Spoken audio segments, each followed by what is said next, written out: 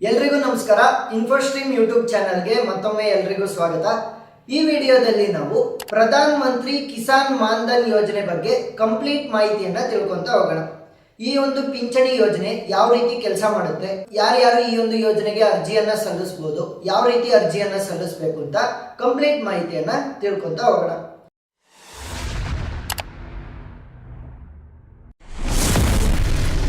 ಏನಿದು ಕಿಸಾನ್ ಮಾನ್ಧನ್ ಯೋಜನೆ ಅಂತಂದ್ರೆ ಇದೊಂದು ಪಿಂಚಣಿ ಯೋಜನೆ. ಪಿಂಚಣಿ ಅಂತಂದ್ರೆ ಪೆನ್ಷನ್ ಯೋಜನೆ. ಈ ಒಂದು ಯೋಜನೆಯನ್ನ ಸನ್ಮಾನ್ಯ ಪ್ರಧಾನ ಮಂತ್ರಿ ನರೇಂದ್ರ ಮೋದಿ ಅವರು 2019 ಸೆಪ್ಟೆಂಬರ್ 12ಕ್ಕೆ ಯೋಜನೆಗೆ ಚಾಲನೆಯನ್ನ ನೀಡ್ತಾರೆ. ಈ ಒಂದು ಯೋಜನೆ ಯಾವ ರೀತಿ ಕೆಲಸ ಮಾಡುತ್ತೆ ಅಂತಂದ್ರೆ 18ರಿಂದ 40 ವರ್ಷದ ಒಳಗಡೆ ಇರುವಂತಹ ರೈತರು ಪ್ರತಿ ತಿಂಗಳು ಇಂತಿಷ್ಟು ಅಂತ ಮೊತ್ತವನ್ನ ಪ್ರೀಮಿಯಂ ರೂಪದಲ್ಲಿ ಕಟ್ಟಬೇಕಾಗುತ್ತೆ. ಅದು ಕೂಡ 55ರಿಂದ 200 ರೂಪಾಯಿ ಒಳಗಡೆ. ನಿಮ್ಮ ಏಜ್ ಯಾವ ರೀತಿ ದೊಡ್ಡದಾಗ್ತಾ ಹೋಗುತ್ತೆ, ಹಣ ಕೂಡ ಸ್ವಲ್ಪನೇ ಜಾಸ್ತಿ ಆಗ್ತಾ ಹೋಗುತ್ತೆ. ಉದಾಹರಣೆಗೆ ಇವಾಗ ನಿಮಗೆ 40 ವಯಸ್ಸು ಅಂತಂದ್ರೆ ಎಷ್ಟು ರೂಪಾಯಿ ಕಟ್ಟಬೇಕಾಗುತ್ತೆ? 200 ರೂಪಾಯಿ. ಅದೇ ನಿಮಗೆ 18 ವಯಸ್ಸು ಅಂತಂದ್ರೆ 55 ರೂಪಾಯಿ ಪ್ರತಿ ತಿಂಗಳು ಕಟ್ಟಬೇಕು. ಸೊ ಅದು ಯಾವ ರೀತಿ ಅಂತ ನಾನು ತೋರಿಸ್ತಾ ಹೋಗ್ತೀನಿ. ಪ್ರತಿಯೊಂದು ವಯಸ್ಸಿಗೂ ಕೂಡ ಮೊತ್ತ ಚೇಂಜ್ ಆಗ್ತಾ ಹೋಗುತ್ತೆ. ನಿಮಗೆ 60 ವರ್ಷ ಆದ್ಮೇಲೆ ಕೆಲಸ ಮಾಡೋದಕ್ಕಾಗಲ್ಲ. ಗೌರ್ಮೆಂಟ್ ಜಾಬ್ನರಾದ್ರೆ ಅವರಿಗೆ ಬೇರೆ ಪೆನ್ಷನ್ ಯೋಜನೆಗಳಿರ್ತವೆ. ಅದಕ್ಕೋಸ್ಕರ ರೈತರಿಗೂ ಕೂಡ ಒಂದು ಪೆನ್ಷನ್ ಯೋಜನೆ ಇರಲಿ. 60 ವರ್ಷ ಆದ್ಮೇಲೆ ಅವರಿಗೆ ಕೆಲಸ ಮಾಡೋದಕ್ಕೆ ಅಷ್ಟು ಸಾಮರ್ಥ್ಯ ಇರಲ್ಲ ಅನ್ನೋದನ್ನ ಮನದಲ್ಲಿ ಇಟ್ಕೊಂಡು ಈ ಒಂದು ಯೋಜನೆಯನ್ನ ಜಾರಿಗೆ ತಂದಿದ್ದಾರೆ. ಪ್ರತಿ ತಿಂಗಳು ಈ ಒಂದು ಯೋಜನೆಯಲ್ಲಿ 60 ವರ್ಷ ಆದ್ಮೇಲೆ ಪ್ರತಿ ತಿಂಗಳು 3,000 ರೂಪಾಯಿಯನ್ನ ನಿಮ್ಮ ಖಾತೆಗೆ ಜಮಾ ಮಾಡ್ತಾರೆ. ಈ ಒಂದು ಪ್ರಧಾನ ಮಂತ್ರಿ ಕಿಸಾನ್ ಮಾನ್ಧನ್ ಯೋಜನೆಯ ಕೆಲವು ಮಾನದಂಡಗಳನ್ನ ನೋಡ್ತಾ ಹೋಗೋಣ. ಇವಾಗ 18ರಿಂದ 40 ವರ್ಷ ಒಳಪಟ್ಟ ರೈತರು ಮಾತ್ರ ಈ ಒಂದು ಯೋಜನೆಗೆ ಅರ್ಜಿಯನ್ನ ಸಲ್ಲಿಸಬಹುದು. ಎರಡನೇದಾಗಿ 55ರಿಂದ 200 ರೂಪಾಯಿ ಪ್ರೀಮಿಯಂ ಅನ್ನ ಕಟ್ಟಬೇಕು. 60 ವರ್ಷ ಆದ್ಮೇಲೆ ಪ್ರತಿ ತಿಂಗಳು 3,000 ರೂಪಾಯಿ ಬರುತ್ತೆ. ಈಗ ಅದು ಯಾವ ರೀತಿ ಹಣ ಅಂದ್ರೆ ಪ್ರೀಮಿಯಂ ಡಿಸೈಡ್ ಆಗುತ್ತೆ ಅಂತ ನಾನು ಇಲ್ಲಿ ತೋರಿಸ್ತೀನಿ ನೋಡಿ. ನೀವು ಗೂಗಲ್ಗೆ ಹೋಗ್ಬಿಟ್ಟು ಪ್ರಧಾನ ಮಂತ್ರಿ ಕಿಸಾನ್ ಮಾನ್ಧನ್ ಯೋಜನೆ ಕ್ಯಾಲ್ಕುಲೇಟರ್ ಅಥವಾ PM ಕಿಸಾನ್ ಮಾನ್ಧನ್ ಯೋಜನೆ ಕ್ಯಾಲ್ಕುಲೇಟರ್ ಅಂತ ಹೊಡೆದ್ರೆ ಮೊದಲನೇದು ಏನು ವೆಬ್ಸೈಟ್ ಬರುತ್ತೆ ಅದನ್ನ ಕ್ಲಿಕ್ ಮಾಡಿ. ಇವಾಗ ನೋಡಿ, ನಾನು ಹೇಳ್ದಂಗೆ 18 ವಯಸ್ಸು ಮತ್ತೆ 40 ವಯಸ್ಸು ಇದ್ರ ಒಳಗಡೆ ಇರುವಂತಹ ರೈತರು ಮಾತ್ರ ಈ ಒಂದು ಯೋಜನೆಯಲ್ಲಿ ನೋಂದಣಿಯನ್ನ ಮಾಡ್ಕೋಬಹುದು. ನೋಡಿ, 18 ವಯಸ್ಸಾದ್ರೆ ಎಷ್ಟು ರೂಪಾಯಿ ಪ್ರೀಮಿಯಂ ಅನ್ನ ಕಟ್ಟಬೇಕು? 55 ರೂಪಾಯಿ. ಇನ್ನೊಂದನ್ನ ನೋಡಿ, ಇಲ್ಲಿ ನೀವು ಎಷ್ಟು ಪ್ರೀಮಿಯಂ ಅನ್ನ ಕಟ್ತೀರಾ ಅಷ್ಟೇ ಈಕ್ವಲ್ ಪ್ರೀಮಿಯಂ ಅನ್ನ ಸರ್ಕಾರ ಕೂಡ ಕಟ್ಟುತ್ತೆ. 55 ರೂಪಾಯಿ ನೀವು ಕಟ್ಟಿದ್ರೆ 55 ರೂಪಾಯಿ ಸರ್ಕಾರ, ಒಟ್ಟು ಎಷ್ಟಾಯ್ತು? 110 ರೂಪಾಯಿ. ನಾನು ವಯಸ್ಸನ್ನ ಚೇಂಜ್ ಮಾಡ್ತೀನಿ. ಇವಾಗ ನನ್ನ ವಯಸ್ಸು 22 ವಯಸ್ಸು. ನಾನು ಇವಾಗ ಶುರು ಮಾಡಬೇಕು ಅಂತಂದ್ರೆ ನಾನು 68 ರೂಪಾಯಿಯನ್ನ ಕಟ್ಟಬೇಕಾಗುತ್ತೆ. ಉಳಿದಿರುವಂತಹ 68 ರೂಪಾಯಿಯನ್ನ ಸರ್ಕಾರ ಕಟ್ಟುತ್ತೆ. 136 ರೂಪಾಯಿ ಒಟ್ಟು ಮೊತ್ತ, ಪ್ರೀಮಿಯಂ ಮೊತ್ತ.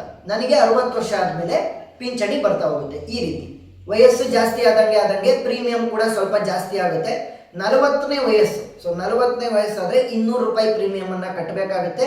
200 ರೂಪಾಯಿ ಸರ್ಕಾರ. ಒಟ್ಟು ಟೋಟಲ್ ಮೊತ್ತ ಎಷ್ಟಾಯ್ತು ಪ್ರೀಮಿಯಂದು? 400 ರೂಪಾಯಿ. 55 ರೂಪಾಯಿಯಿಂದ 200 ರೂಪಾಯಿವರೆಗೂ ಕೂಡ ಪ್ರೀಮಿಯಂ ಕಟ್ಟಬೇಕಾಗುತ್ತೆ ಆ ವಯಸ್ಸಿಗೆ ತಕ್ಕಂತೆ. ನಮ್ಮ ಪ್ರೀಮಿಯಂ ಮೊತ್ತದಷ್ಟೇ ಸರ್ಕಾರವು ಕಟ್ಟುತ್ತದೆ. ಅದನ್ನ ಯಾವ ರೀತಿ ಅಂತ ನಾನು ಆಲ್ರೆಡಿ ತೋರಿಸಿದ್ದೀನಿ. ಸರ್ಕಾರ ಕೆಲಸ ಇರುವಂತವರು ಈ ಒಂದು ಯೋಜನೆಗೆ ಅರ್ಜಿಯನ್ನ ಸಲ್ಲಿಸೋದಕ್ಕಾಗಲ್ಲ. ಯಾಕಂತಂದ್ರೆ ಅವರು ಬೇರೆ ಪೆನ್ಷನ್ ಯೋಜನೆಗಳಲ್ಲಿ ಹೂಡಿಕೆಯನ್ನ ಮಾಡ್ತಾ ಇರ್ತಾರೆ. ಉದಾಹರಣೆಗೆ NPS ಇರ್ಬೋದು, ಇಲ್ಲ ಅಂತಂದ್ರೆ ಉದ್ಯೋಗಿಗಳ ಕಾರ್ಪೊರೇಷನ್ ವಿಮಾ ಯೋಜನೆ ಇದೆಯಲ್ಲ ಆ ಒಂದು ಯೋಜನೆಗಳು. ಈ ರೀತಿ ಬೇರೆ ಬೇರೆ ಯೋಜನೆಗಳಲ್ಲಿ ಯಾರು ಅರ್ಜಿಯನ್ನ ಸಲ್ಲಿಸಿ ಹೂಡಿಕೆಯನ್ನ ಮಾಡ್ತಾ ಇರ್ತಾರೆ ಅವರು ಈ ಒಂದು ಯೋಜನೆಗೆ ಅರ್ಜಿಯನ್ನ ಸಲ್ಲಿಸಂಗಿಲ್ಲ. ಅಂದ್ರೆ ನೀವು ಕೇವಲ ಒಂದೇ ಒಂದು ಸರ್ಕಾರಿ ಪಿಂಚಣಿ ಯೋಜನೆಯಲ್ಲಿ ಮಾತ್ರ ಹೂಡಿಕೆ ಮಾಡಬೇಕು. ನೀವು ಈ ಒಂದು ಯೋಜನೆಯಲ್ಲಿ ಹೂಡಿಕೆ ಮಾಡಬೇಕು ಅಂತಂದ್ರೆ ಬೇರೆ ಯಾವುದೇ ಯೋಜನೆಯಲ್ಲಿ ನೀವು ಹೂಡಿಕೆಯನ್ನ ಮಾಡಂಗಿಲ್ಲ. ಸರ್ಕಾರಿ ಕೆಲಸದಲ್ಲಿದ್ರೆ ನಿಮಗೆ ಈ ಒಂದು ಯೋಜನೆಗೆ ಅರ್ಜಿಯನ್ನ ಸಲ್ಲಿಸೋದಕ್ಕೆ ಅರ್ಹತೆ ಇರೋದಿಲ್ಲ. ಈಗ ನನಗೆ 60 ವಯಸ್ಸಾಯ್ತು, ನಾನೇನಾದ್ರೂ ತೀರೋದೆ ಅಂತ ಅನ್ಕೊಳ್ಳಿ. ಅಂದ್ರೆ ಯಾರು ಈ ಒಂದು ಯೋಜನೆಗೆ ಅರ್ಜಿಯನ್ನ ಸಲ್ಲಿಸಿ ನೋಂದಣಿಯನ್ನ ಮಾಡಿಕೊಂಡು ಪ್ರೀಮಿಯಂ ಕಟ್ತಾ ಇದ್ದಾರೆ ಅವರಿಗೆ 60 ವರ್ಷ ಆದ್ಮೇಲೆ 3,000 ರೂಪಾಯಿ ಬರಬೇಕಿತ್ತು, ಆದ್ರೆ ಅವರು ತೀರೋದು. ಆ ಒಂದು ಸಂದರ್ಭದಲ್ಲಿ ಏನ್ ಮಾಡ್ತಾರೆ ಅಂತಂದ್ರೆ ಯಾರು ಈ ಒಂದು ಯೋಜನೆಗೆ ಅರ್ಜಿಯನ್ನ ಸಲ್ಲಿಸಿರ್ತಾರಲ್ಲ ಅವರ ಬಾಳ ಸಂಗಾತಿ. ಈಗ ಒಬ್ರು ರೈತ ಏನ್ ಮಾಡ್ತಾ ಇದ್ದಾರೆ, ನೋಂದಣಿ ಮಾಡಿಕೊಂಡು ಪಿಂಚಣಿಗೋಸ್ಕರ ಹಣವನ್ನ ಕಟ್ತಾ ಇದ್ದಾರೆ ಪ್ರೀಮಿಯಂ ರೂಪದಲ್ಲಿ. ಅವ್ರೇನಾದ್ರೂ ತೀರೋದ್ರೆ ಅವರ ಹೆಂಡತಿಗೆ ಈ ಮೊತ್ತದ ಅರ್ಧದಷ್ಟು ಹಣವನ್ನ ಕೊಡ್ತಾರೆ. ಅಂದ್ರೆ 3,000 ರೂಪಾಯಿ ಕೊಡ್ಬೇಕಿತ್ತಲ್ವ 60 ವರ್ಷ ಆದ್ಮೇಲೆ ಪಿಂಚಣಿ, ಅವ್ರೇನ್ ಮಾಡ್ತಾರೆ 1,500 ರೂಪಾಯಿ ಅರ್ಧದಷ್ಟು ಮೊತ್ತವನ್ನ ಅವರ ಬಾಳ ಸಂಗಾತಿಗೆ ಕೊಡ್ತಾರೆ. ಅದೇ ಏನಾದ್ರೂ ಬಾಳ ಸಂಗಾತಿನೂ ಕೂಡ ಸತ್ತೋಗಿದ್ರೆ, ಯಾರು ಈ ಒಂದು ಯೋಜನೆಗೆ ಅರ್ಜಿಯನ್ನ ಸಲ್ಲಿಸಿರ್ತಾರೆ ಅವರು ಮತ್ತೆ ಅವರ ಹೆಂಡತಿ ಇಬ್ರು ಕೂಡ ಸತ್ತೋಗಿದ್ರೆ ಅಂದರೆ ತೀರೋಗಿದ್ರೆ ಅವರ ಮಕ್ಕಳಿಗೆ ಈ ಒಂದು ಯೋಜನೆಯಿಂದ ಯಾವುದು 1 ರೂಪಾಯಿ ನಯ ಪೈಸನ ಕೊಡಲ್ಲ. ಅಂದರೆ ಈ ಒಂದು ಯೋಜನೆ ಕೇವಲ ಯಾರು ಅರ್ಜಿಯನ್ನು ಸಲ್ಲಿಸಿರ್ತಾರೆ ಅವರು ಮತ್ತು ಅವರ ಬಾಳ ಸಂಗಾತಿಗೆ ಇರುತ್ತೆ ಹೊರತು ಅವರ ಮಕ್ಕಳು ಈ ಒಂದು ಯೋಜನೆಯಿಂದ ಯಾವುದೇ ಲಾಭಾಂಶವನ್ನು ಪಡೆಯೋದಕ್ಕೆ ಆಗೋದಿಲ್ಲ. ಈ ಒಂದು ಯೋಜನೆಗೆ ನೀವು ಅರ್ಜಿಯನ್ನು ಸಲ್ಲಿಸಬೇಕು ಅಂತಂದರೆ ಎಲ್ಲಿ ಸಲ್ಲಿಸಬೇಕು? ಮಾನ್ಧನ್.in ಅಂತ ಒಂದು ವೆಬ್ಸೈಟ್ ಬರುತ್ತೆ. ಮಾನ್ಧನ್.in.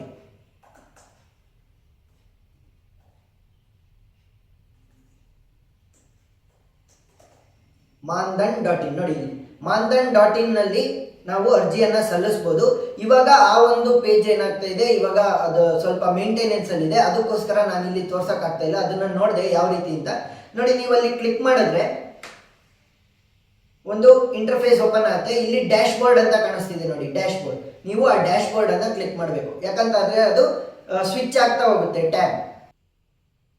ಇದುವರೆಗೂ ನೋಡಿ 19,88,230 ಜನ ಪ್ರಧಾನ ಮಂತ್ರಿ ಕಿಸಾನ್ ಮಾನ್ಧನ್ ಯೋಜನೆಯಿಂದ ಫಲಾನುಭವಿಗಳಾಗಿದ್ದಾರೆ. ಅಂದ್ರೆ ಅವರು ನೋಂದಣಿ ಮಾಡಿಕೊಂಡು ಪ್ರೀಮಿಯಂ ಅನ್ನ ಜಮಾ ಮಾಡ್ತಾ ಇದ್ದಾರೆ. ಅವರಿಗೆ 60 ವರ್ಷ ಆದ್ಮೇಲೆ 3,000 ರೂಪಾಯಿ ಪ್ರತಿ ತಿಂಗಳು ಹಣ ಪಿಂಚಣಿ ರೂಪದಲ್ಲಿ ಬರ್ತಾ ಹೋಗುತ್ತೆ. ಇಲ್ಲಿ ಅವರು ತೋರಿಸ್ತಾ ಇದ್ದಾರೆ ನೋಡ್ರಿ, revamping of the Maandhan portal is under process. ಹಾಗಾಗಿ ಈ ಒಂದು ಯೋಜನೆಗೆ ಅರ್ಜಿಯನ್ನು ಸಲ್ಲಿಸೋದನ್ನ ನಾನು ತೋರ್ಸಕ್ ಆಗ್ತಾ ಇಲ್ಲ. ಮತ್ತೊಂದು ವಿಡಿಯೋನ ನಾನು ಮಾಡ್ತೀನಿ ಯಾವ ರೀತಿ ಅರ್ಜಿಯನ್ನು ಸಲ್ಲಿಸಬೇಕು ಈ ಒಂದು ಯೋಜನೆಗೆ ಅಂತ. ಆ ವಿಡಿಯೋ ಲಿಂಕ್ ಅನ್ನ ನಾನು ಡಿಸ್ಕ್ರಿಪ್ಷನ್ ಅಲ್ಲಿ ಕೊಟ್ಟಿರ್ತೀನಿ ಅಪ್ಲೋಡ್ ಮಾಡಾದ್ಮೇಲೆ. ಈಗ ಯಾವ ಒಂದು ಪೋರ್ಟಲ್ ನಲ್ಲಿ ಅಪ್ಲೋಡ್ ಮಾಡೋದು ಅಂತಂದ್ರೆ ಮಾನ್ಧನ್.in ಅನ್ನೋ ಒಂದು ಪೋರ್ಟಲ್ ನಲ್ಲಿ ನೀವು ಅರ್ಜಿಯನ್ನ ಸಲ್ಲಿಸಬಹುದು. ಪ್ರಧಾನ ಮಂತ್ರಿ ಕಿಸಾನ್ ಮಾನ್ಧನ್ ಯೋಜನೆ ಅಂತ ಕೂಡ ಒಂದು ಸಪರೇಟ್ ಪೋರ್ಟಲ್ ಇದೆ, ಅದರಲ್ಲಿ ನೀವು ಅರ್ಜಿಯನ್ನ ಸಲ್ಲಿಸೋದಕ್ಕಾಗಲ್ಲ. ಕೇವಲ ನೀವು ಮಾನ್ಧನ್.in ಅನ್ನೋ ಒಂದು ವೆಬ್ಸೈಟ್ ಅಲ್ಲಿ ನೀವು ಅರ್ಜಿಯನ್ನ ಸಲ್ಲಿಸಬಹುದು. ಅರ್ಜಿಯನ್ನ ಸಲ್ಲಿಸಾದ್ಮೇಲೆ ಆ ಒಂದು ಅರ್ಜಿಯನ್ನ ಪರಿಶೀಲನೆ ಮಾಡ್ತಾರೆ. ನೀವು ಪರಿಶೀಲನೆ ಮಾಡಾದ್ಮೇಲೆ ಅಂದ್ರೆ ನಿಮ್ಮ ಪಾನ್ ಕಾರ್ಡ್ ಡೀಟೇಲ್ಸ್ ಅನ್ನ ತಗೊಂಡಿರ್ತಾರೆ, ಆಧಾರ್ ಕಾರ್ಡ್ ಡೀಟೇಲ್ಸ್ ಅನ್ನ ತಗೊಂಡಿರ್ತಾರೆ, ನಿಮ್ಮ ಕೃಷಿ ಜಮೀನಿನ ಡೀಟೇಲ್ಸ್ ಅನ್ನ ತಗೊಂಡಿರ್ತಾರೆ. ಯಾಕಂತಂದ್ರೆ ನೀವು ರೈತರು ಅಂತ ಗೊತ್ತಾಗ್ಬೇಕಲ್ಲ, ಅದಕ್ಕೋಸ್ಕರ ಈ ರೀತಿ ಎಲ್ಲ ದಾಖಲಾತಿಗಳನ್ನ ತಗೊಂಡಾದ ನಂತರ ಪರಿಶೀಲನೆ ಆದ್ಮೇಲೆ ನೀವು ಈ ಒಂದು ಯೋಜನೆಗೆ ಹೂಡಿಕೆ ಮಾಡೋದಕ್ಕೆ ಅರ್ಹರು ಅಂತ ಗೊತ್ತಾದ್ಮೇಲೆ ನೀವು ಈ ಒಂದು ಯೋಜನೆಯಲ್ಲಿ ಪ್ರತಿ ತಿಂಗಳು ಆಟೋ ಪೇ ಮುಖಾಂತರ, ಆಟೋ ಪೇ ಅಂತಂದ್ರೆ ನಿಮ್ಮ ಅಕೌಂಟ್ ಇಂದ ಅದು ಡೈರೆಕ್ಟ್ ಆಗಿ ಬ್ಯಾಂಕ್ ಮುಖಾಂತರ ಕಟ್ ಆಗ್ತಾ ಹೋಗುತ್ತೆ. ಆ ರೀತಿ ನೀವು ಕಟ್ ಮಾಡಿಸ್ತಾ ಹೋಗ್ಬೋದು.